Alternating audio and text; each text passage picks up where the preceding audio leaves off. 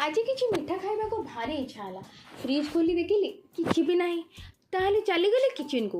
Kitchen रे देखिली किसी भात बंची जाइए। गोटे कप भात आनिली आउ डेरी मिल्क चॉकलेट को मेल्ट करी ताकू मध्य गोटे कप आनिली। गोटे जार रे गोटे कप भात आउ गोटे कप चॉकलेट मेल्ट पके किसी गरम पानी ऐड करी ताकू करदेली ग्राइंड हैला परे ताहा हेगला गोटे स्मूथ पेस्ट। ताकू रखीदेली फ्रिज रे गोटे घंटा पूरा पूरी सेट हवा पाई। आपन को जदि मोर वीडियो भल लगुताए दयाकरी प्लीज लाइक शेयर और सब्सक्राइब करी आपन को भल पाइबा मते निहाती जणाइबे। ताहेले मो आपन को पई किछि नुआ नुआ आइटम डेली आनिबी। एठारे देखंतु एल्युमिनियम फॉइल को मु लगे देछि ताहा को फ्रिज रे रखी घंटे पे छाड़ी दबा सेट हवा पाई एवं कोको पाउडर को तापरे छिंची किछि स्प्रिंकल ऐड करी एंजॉय करिबा चॉकलेट मूस।